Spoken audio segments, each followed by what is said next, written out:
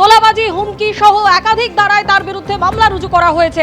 সরাসরি আমাদের প্রতিনিধি ময়ূক ঠাকুর চক্রবর্তী আমাদের সঙ্গে রয়েছেন। ময়ূক, এর আগে গত 5 তারিখে আমরা দেখেছি এই সুশান্ত ঘোষের গাড়ির চালক, যাকে বেলদা থেকে পুলিশ গ্রেফতার করেছিল, আর এবার সুশান্ত ঘোষ তাকে পুরী থেকে গ্রেফতার করা হলো। কি কি ধারায় তার বিরুদ্ধে অভিযোগ দায়ের করা হয়েছে? গত 5 তারিখ সুশান্ত ঘোষের গাড়ির চালক, তাকে বাংলা এবং উড়িষ্যার সীমান্ত যে বেলদা, সেখান থেকে পুলিশ আধিকারিকরা ইন্টারসেপ্ট করেন। গাড়ি ফেলে, গাড়িতে পরিবারের সদস্যদের রেখে, ড্রাইভারকে রেখে সেখান থেকে অ্যাবসকন্ড করে যান, পালিয়ে যান সুশান্ত ঘোষ। তারপর থেকেই তিনি পলাতক অবস্থায় ছিলেন। অবশেষে এসটিএফ এর জালে প্রাক্তন কাউন্সিলর সুশান্ত ঘোষ এবং এসটিএফ তাকে অ্যারেস্ট করেছে পুরী থেকে, এমনটাই পুলিশ সূত্রে খবর, এসটিএফ সূত্রে খবর। পুরী কোনো হোটেল নয়, সেখানে একটা জায়গা থেকে অ্যারেস্ট করা হয়েছে, সেটা এখনো পর্যন্ত স্পষ্ট করা হয়নি। ঠিক কি অভিযোগ ছিল সুশান্ত ঘোষের এগেনস্টে, কেন গ্রেফতার হলেন এই দাপুটে কাউন্সিলর, প্রাক্তন কাউন্সিলর?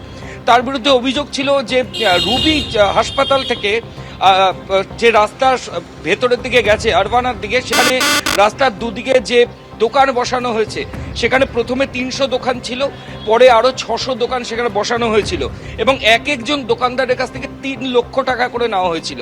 আমি আবার বলছি, 300 দোকান প্রথমে ছিল এবং পরে সেই দোকানের সংখ্যা 900 হয়ে গেল, অর্থাৎ আরো 600 দোকান বসানো হলো এবং প্রত্যেক দোকানদারের থেকে 3 লক্ষ টাকা করে নেওয়া হলো, যেটা পুরসভার যে নির্দিষ্ট নিয়ম তার বাইরে। এবং পুলিশের স্থানীয় আনন্দপুর থানার পুলিশ, তারাও অন্ধকারে ছিল বলেই পুলিশ সূত্রে দাবি। এবং গোটা ঘটনার পর গায়ত্রী দেবী হকার্স কর্নার, এটা ওই আনন্দপুর থানা এলাকার, তারা একটা রিটেন কমপ্লেন করেন এবং এই রিটেন কমপ্লেনের এগেনস্টে এফআইআর হয়। সেই এফআইআরেই নাম ছিল সুশান্ত ঘোষের। সেই মামলাতেই তাকে গ্রেফতার করা হলো। প্রায় 10 থেকে 12 কোটি টাকা তোলাবাজির অভিযোগ, প্রায় 600 দোকান, তাদের কাছ থেকে 3 লক্ষ টাকা করে নেওয়া হয়েছে।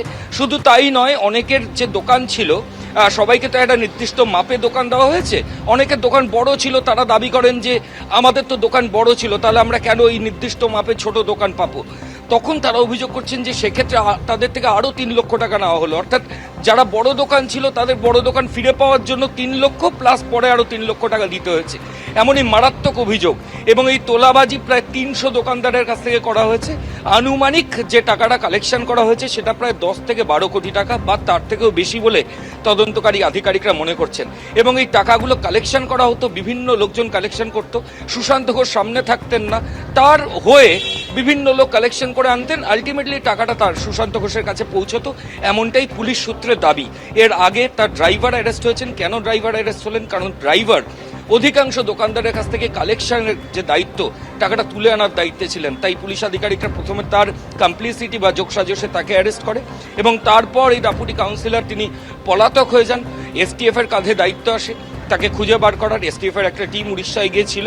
অবশেষে আজকে উড়িষ্যার পুরী থেকে সুশান্ত ঘোষকে গ্রেফতার করা হয়েছে। তাকে ট্রানজিট রিমান্ড নিয়ে কলকাতায় এনে আলিপুর কোর্টে পুলিশ আধিকারিকরা প্রডিউস করে নিজেদের কাস্টাডির জন্য প্রেয়ার জানাবেন। প্রায় 900 দোকানদারের কাছ থেকে 3 লক্ষ টাকা করে তোলাবাজির অভিযোগ রয়েছে এই কাউন্সিলরের বিরুদ্ধে। ধন্যবাদ ময়ূক। এবিপি আনন্দ, এগিয়ে থাকে, এগিয়ে রাখে।